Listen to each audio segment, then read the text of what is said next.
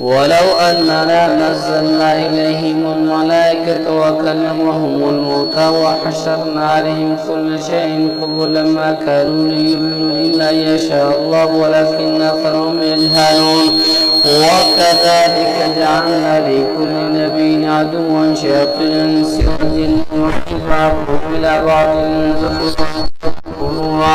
ولو شاء ربك ما فعلوه فذرهم وما يفترون ولتصغى إليه أفئدة الذين لا يؤمنون بالآخرة وليرضوه وليعترفوا وهم مقترفون. يقتضي حكما وهو الذي أنزل إليكم الكتاب فصلا والذين آتيناهم الكتاب يعلمون أنه منزل من ربك بالحق فلا تكونن من الممترين وتمت كلمة ربك صدقا وعدلا لا مبدل لكلماته وهو السميع العليم. وإن تطع أكثر من في الأرض يضلوك عن سبيل الله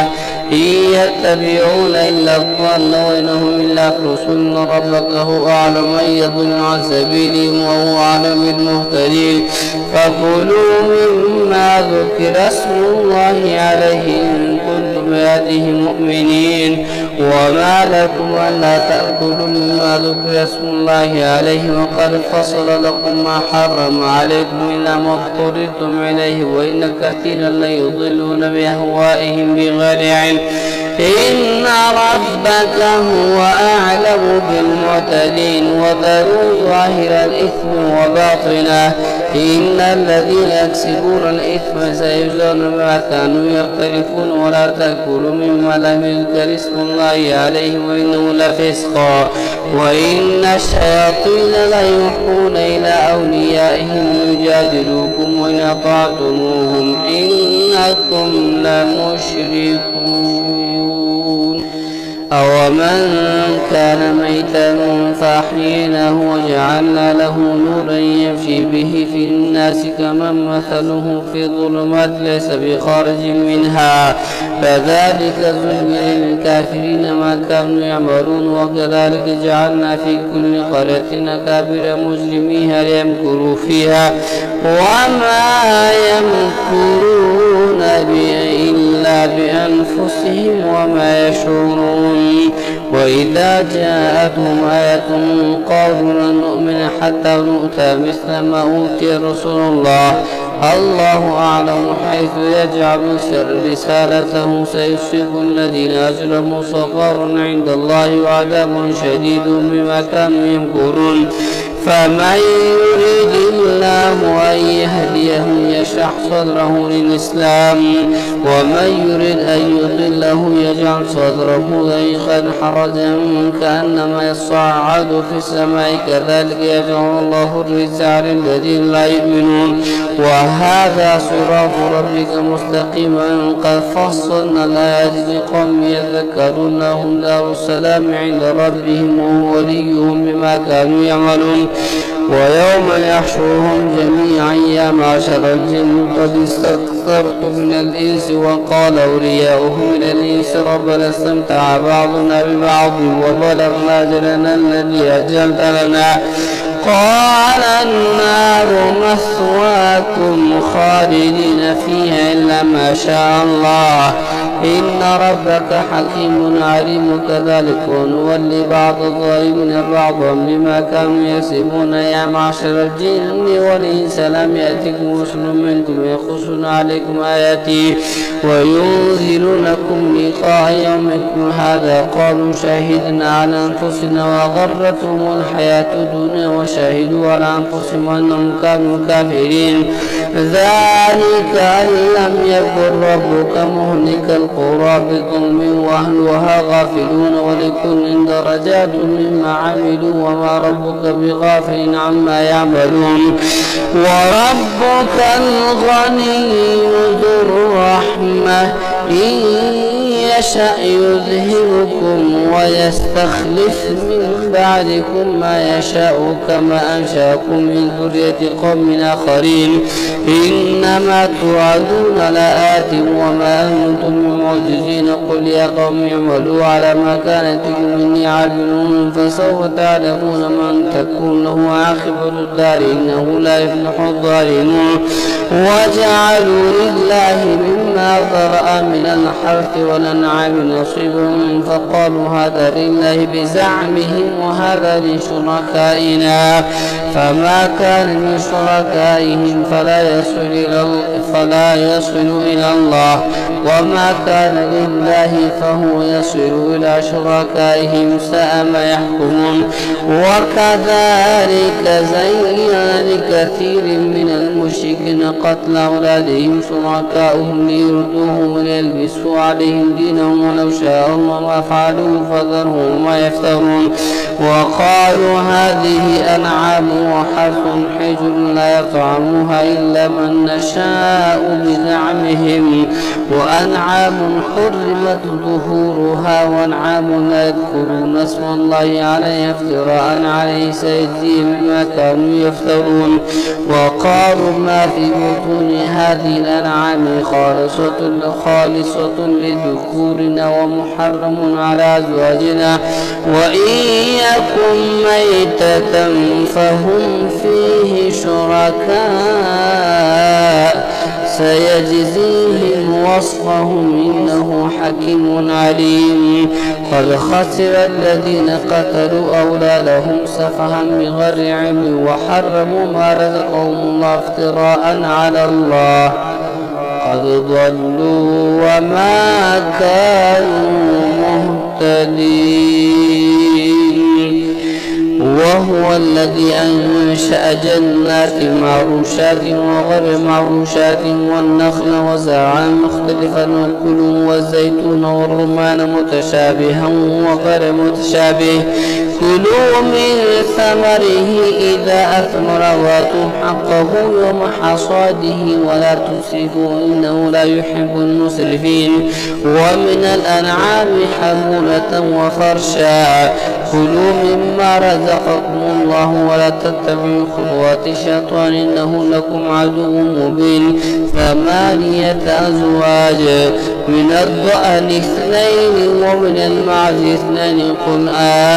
الذكرين حرم أم الأنثيين أما اشتملت عليه أرحام الأنثيين أم كنتم شهداء نبئوني بعلم إن كنتم صادقين ومن الإبل 2 ومن البقر 2 قل الذكرين حرم أم الأنثيين أما اشتملت عليه أرحام الأنثيين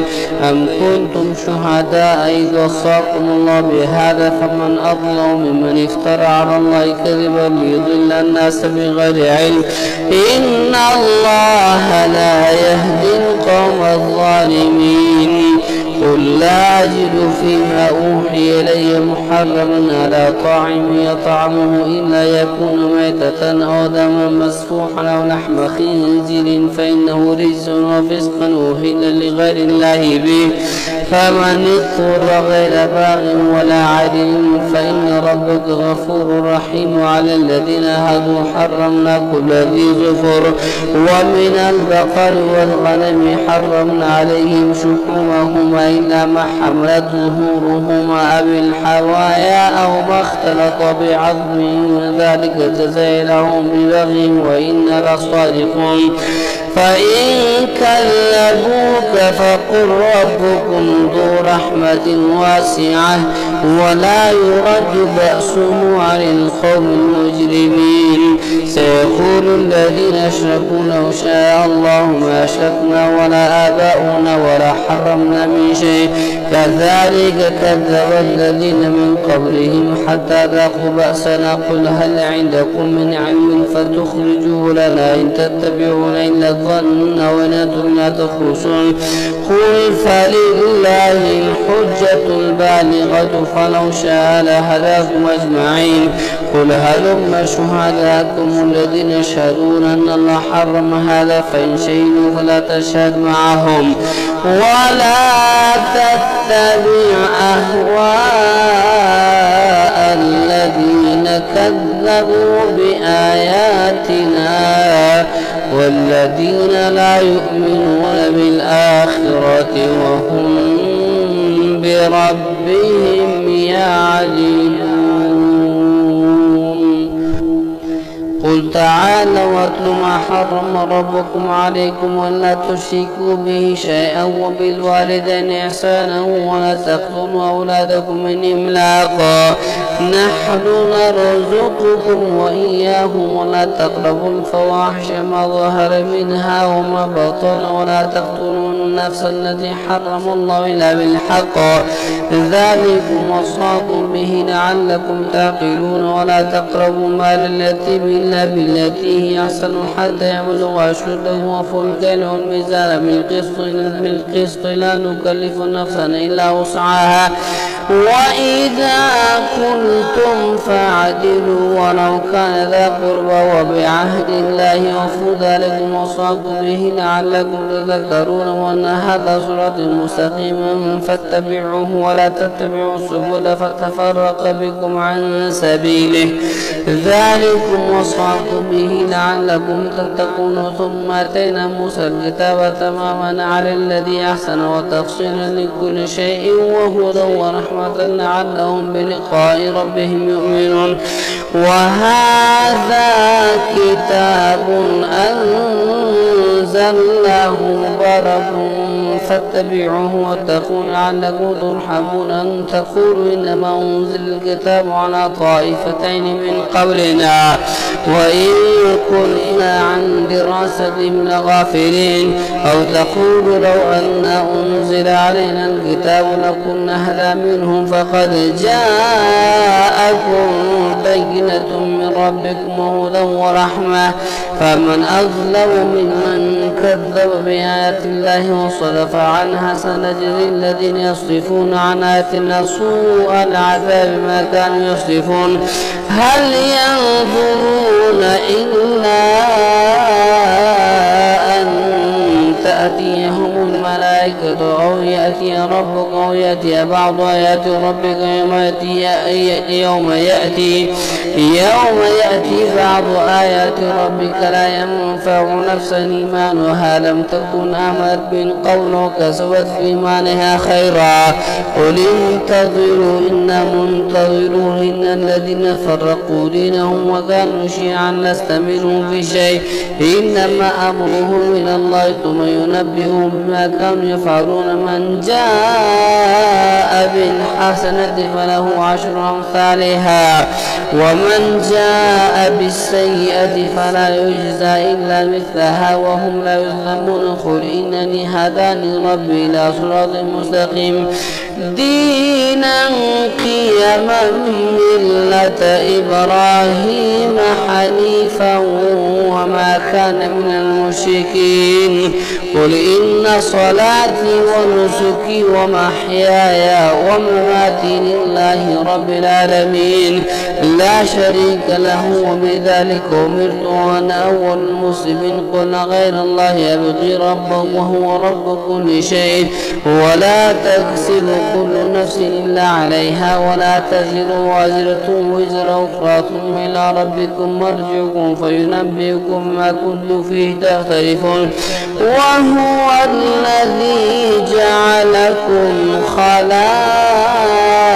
الأرض ورفع بعضكم فوق بعض درجات ليبلوكم فيما آتاكم إن ربك سريع العقاب وإنه لغفور رحيم ألف لام ميم كتاب أنزل إليك فلا يكن في صدرك حرج منه لتنذر به وذكرى للمؤمنين اتبعوا ما أنزل إليكم من ربكم ولا تتبعوا من دون أولياء قليلا ما تذكرون وكم من قرية أهلكناها فجاءها بأسنا بادرهم أو هم قائلون فما كان دعواهم إذ جاءهم بأسنا إلا أن قالوا إنا كنا ظالمين فلنسألن الذين أرسل إليهم ولنسألن المرسلين فلنقصن عليهم بعلم وما كنا غائبين والوزن يومئذ الحق فمن ثقلت موازينه فأولئك هم المفلحون ومن خفت موازينه فأولئك الذين خسروا أنفسهم بما كانوا بآياتنا يظلمون ولقد مكناكم في الأرض وجعلنا لكم فيها معايش قليلا ما تشكرون ولقد خلقناكم ثم صورناكم ثم قلنا للملائكة اسجدوا لآدم فسجدوا إلا إبليس لم يكن من الساجدين قال ما منعك ألا تسجد إذا أمرتك قال أنا خير منه خلقتني من نار وخلقته من طين قال فاهبط منها فما يكون لك أن تتكبر فيها فاخرج إنك من الصاغرين قال انظرني إلى يوم يبعثون قال إنك من المنظرين قال فبما أغويتني لأقعدن لهم صراطك المستقيم ثم لآتينهم من بين يديهم ومن خلفهم وعن أيمانهم وعن شمائلهم ولا تجد أكثرهم شاكرين قال اخرج منها مذءوما مدحورا لمن تبعك منهم لأملأن جهنم منكم أجمعين ويا آدم اسكن أنت وزوجك الجنة فكلا من حيث شئتما ولا تقربا هذه الشجرة فتكونا من الظالمين فوسوس لهما الشيطان ليبدي لهما ما وري عنهما من سواتهما وقال ما نهاكما ربكما عن هذه الشجرة إلا أن تكونا ملكين أو تكونا من الخالدين وقاسمهما إني لكما لمن الناصحين فدلهما بغرور فلما ذاقا الشجرة بدت لهما سوآتهما وطفقا يخصفان عليهما من ورق الجنة وناداهما ربهما ألم أنهكما عن تلكما الشجرة وقل لكما إن الشيطان لكما عدو مبين قالا ربنا ظلمنا أنفسنا وإن لم تغفر لنا وترحمنا لنكونن من الخاسرين قال اهبطوا بعضكم لبعض عدو ولكم في الأرض مستقر ومتاع إلى حين قال فيها تحيون وفيها تموتون ومنها تخرجون يا بني آدم قد أنزلنا عليكم لباسا يواري سواتكم وريشا ولباس التقوى ذلك خير ذلك من آيات الله لعلهم يذكرون يا بني آدم لا يفتننكم الشيطان كما أخرج أبويكم من الجنة ينزع عنهما لباسهما ليريهما سواتهما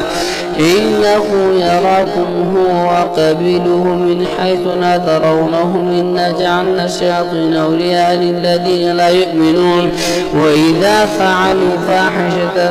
قالوا وجدنا عليها آباءنا والله أمرنا بها قل إن الله لا يأمر بالفحشاء أتقولون على الله ما لا تعلمون قل أمر ربي بالقسط وأقيموا وجوهكم عند كل مسجد وادعوه مخلصين له الدين كما بدأكم تعودون فريقا هدى وفريقا حق عليهم الضلالة إنهم اتخذوا شياطين أولياء من دون الله ويحسبون أنهم مهتدون يا بني آدم خذوا زينتكم عند كل مسجد وكلوا واشربوا ولا تسرفوا إنه لا يحب المسرفين قل من حرم زينة الله التي أخذ لعباده والطيبات من الرزق قل هي للذين آمنوا في الحياة الدنيا خالصة يوم القيامة كذلك نفصل الآيات لقوم يعلمون قل إنما حرم ربي الفواحش ما ظهر منها وما بطن والإثم والبغي بغير الحق وأن تشركوا بالله ما لم ينزل به سلطانا وأن تقولوا على الله ما لا تعلمون ولكل أمة أجل فإذا جاء أجلهم لا يستأخرون ساعة ولا يستقدمون يا بني آدم إما يأتينكم رسل منكم يقصون عليكم آياتي فمن اتقى واصلح فلا خوف عليهم ولا هم يحزنون والذين كذبوا بآياتنا واستكبروا عنها أولئك أصحاب النار هم فيها خالدون فمن أظلم ممن افترى على الله كذبا أو كذب بآياته أولئك ينالهم نصيبهم من الكتاب حتى إذا جاءتهم رسلنا يتوفونهم قالوا أينما كنتم تدعون من دون الله قالوا ضلوا عنا وشهدوا على أنفسهم أنهم كانوا كافرين قال ادخلوا في قد خلت من قبلكم من الجن والإنس في النار كلما دخلت أمة لعنت أختها حتى إذا اداركوا فيها جميعا قالت أخراهم لأولاهم ربنا هؤلاء يضلون فاتهم عذابا ضعفا من النار قال لكل ضعف ولكن لا تعلمون وقالت أولاهم لأخراهم فما كان لكم علينا من فضل فذوقوا العذاب بما كنتم تكسبون إن الذين كذبوا بآياتنا واستكبروا عنها لا تفتح لهم أبواب السماء ولا يدخلون الجنة حتى يلج الجمل في سم الخياط وكذلك نجزي المجرمين لهم من جهنم مهاد ومن فوقهم غواش وكذلك نجزي الظالمين والذين آمنوا وعملوا الصالحات لا نكلف نفسا إلا وسعها أولئك أصحاب الجنة هم فيها خالدون ونزعنا ما في صدورهم من غل تجري من تحتهم الأنهار وقالوا الحمد لله الذي هدانا لهذا وما كنا لنهتدي لولا أن هدانا الله لقد جاءت رسل ربنا بالحق ونودوا أن تلكم الجنة أورثتموها بما كنتم تعملون ونودوا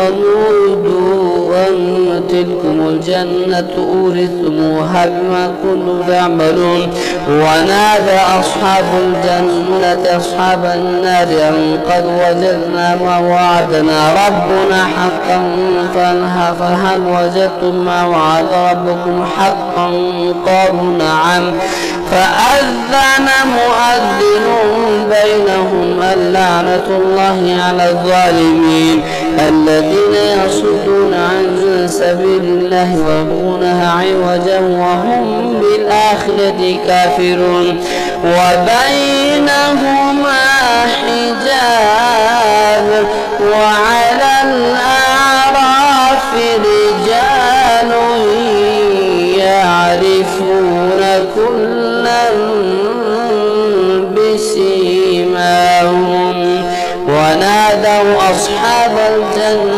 أن سلام عليكم لم يدخلوها وهم يطمعون.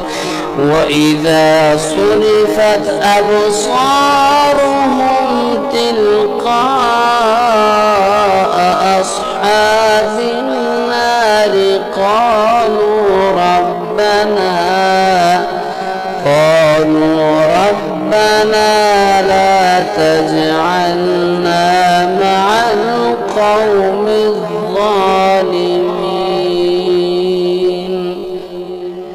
ونادى أصحاب الأعراف رجالا يعرفونهم بسيماهم قالوا ما أغنى عنكم جمعكم وما كنتم تستكبرون أهؤلاء الذين أقسمتم لا ينالهم الله برحمة ادخلوا الجنة لا خوف عليكم ولا أنتم تحزنون. ونادى أصحاب النار أصحاب الجنة أن أفيضوا علينا من الماء أو مما رزقكم الله قالوا إن الله حرمهم على الكافرين الذين اتخذوا دينهم لهوا ولعبا وغرتهم الحياة الدنيا فاليوم ننساهم كما نسوا لقاء يومهم هذا وما كانوا بآياتنا يجحدون. ولقد جئناهم بكتاب فصلناه على علم هدى ورحمة لقوم يؤمنون. هل ينظرون إلا تأويله يوم يأتي تأويله يقول الذين نسوه من قبل قد جاءت رسل ربنا بالحق فهل لنا من شفعاء فيشفعوا لنا أو نرد فنعمل غير الذي كنا نعمل قد خسروا أنفسهم وضل عنهم ما كانوا يفترون. إن ربكم الله الذي خلق السماوات والأرض في 6 أيام ثم استوى على العرش يغشي الليل النهار يطلبه حثيثا والشمس والقمر والنجوم مسخرات بأمره ألا له الخلق والأمر تبارك الله رب العالمين. ادعوا ربكم تضرعا وخفيا إنه لا يحب المعتدين. ولا تفسدوا في الأرض بعد إصلاحها وادعوه خوفا وطمعا إن رحمة الله قريب من المحسنين. وهو الذي يرسل الرياح بشرا بين يدي رحمته حتى إذا أقلت سحابا ثقالا سقناه لبلد ميت فانزلنا به الماء فأخرجنا به من كل الثمرات كذلك نخرج الموتى لعلكم تذكرون. والبلد الطيب يخرج نباته بإذن ربه والذي خبث لا يخرج إلا نكدا كذلك نصرف الآيات لقوم يشكرون. لقد أرسلنا نوحا إلى قومه فقال يا قوم اعبدوا الله ما لكم من إله غيره إني أخاف عليكم عذاب يوم عظيم. قال الملأ من قومه إنا لنراك في ضلال مبين. قال يا قوم ليس بي ضلالة ولكني رسول من رب العالمين أبلغكم رسالات ربي وأنصح لكم وأعلم من الله ما لا تعلمون. وعجبتم أن جاءكم ذكر من ربكم على رجل منكم لينذركم ولتتقوا ولعلكم ترحمون. فكذبوه فانجيناه والذين معه في الفلك وأغرقنا الذين كذبوا بآياتنا إنهم كانوا قوما عمين. وإلى عاد أخاهم هودا قال يا قوم اعبدوا الله ما لكم من إله غيره أفلا تتقون قال الملأ الذين كفروا من قومه إنا لنراك في سفاهة وإنا لنظنك من الكاذبين قال يا قوم ليس بي سفاهة ولكني رسول من رب العالمين أبلغكم رسالات ربي وأنا لكم ناصح أمين وعجبتم أن جاءكم ذكر من ربكم على رجل منكم لينذركم واذكروا إذ جعلكم خلفاء من بعد قوم نوح وزادكم في الخلق بسطة فاذكروا آلاء الله لعلكم تفلحون قالوا أجئتنا لنعبد الله وحده ونذر ما كان يعبد آباؤنا فأتنا بما تعدنا إن كنت من الصادقين قال قد وقع عليكم من ربكم رجس وغضب أتجادلونني في أسماء سميتموها أنتم وآباؤكم ما نزل الله بها من سلطان فانتظروا إني معكم من المنتظرين فأنجيناه والذين معه برحمة منا وقطعنا دابر الذين كذبوا بآياتنا وما كانوا مؤمنين وإلى ثمود أخاهم صالحا قال يا قوم اعبدوا الله ما لكم من إله غيره قد جاءتكم بينة من ربكم هذه ناقة الله لكم آية فذروها تأكل في أرض الله ولا تمسوها بسوء فيأخذكم عذاب أليم واذكروا إذ جعلكم خلفاء من بعد عاد وبوأكم في الأرض تتخذون من سهولها قصورا وتنحتون الجبال بيوتا فاذكروا آلاء الله ولا تعثوا في الأرض مفسدين قال الملأ الذين استكبروا من قومه للذين استضعفوا لمن آمن منهم وتعلمون أن صالحا مرسل من ربه قالوا إنا بما أرسل به مؤمنون قال الذين استكبروا إنا بالذي آمنتم به كافرون فعقروا الناقة وعتوا عن أمر ربهم وقالوا يا صالح ائتنا بما تعدنا إن كنت من المرسلين فأخذتهم الرجفة فأصبحوا في دارهم جاثمين فتولى عنهم وقال يا قوم لقد بلغتكم رسالة ربي ونصحت لكم ولكن لا تحبون الناصحين ولوطا إذ قال لقومه أتأتون الفاحشة ما سبقكم بها من أحد من العالمين إنكم لتأتون الرجال شهوة من دون النساء بل أنتم قوم مسرفون وما كان جواب قومه إلا أن قالوا اخرجوهم من قريتكم إنهم أناس يتطهرون فأنجيناه وأهله إلا امرأته كانت من الغابرين وأمطرنا عليهم مطرا فساء مطر المنذرين وامطرنا عليهم مطرا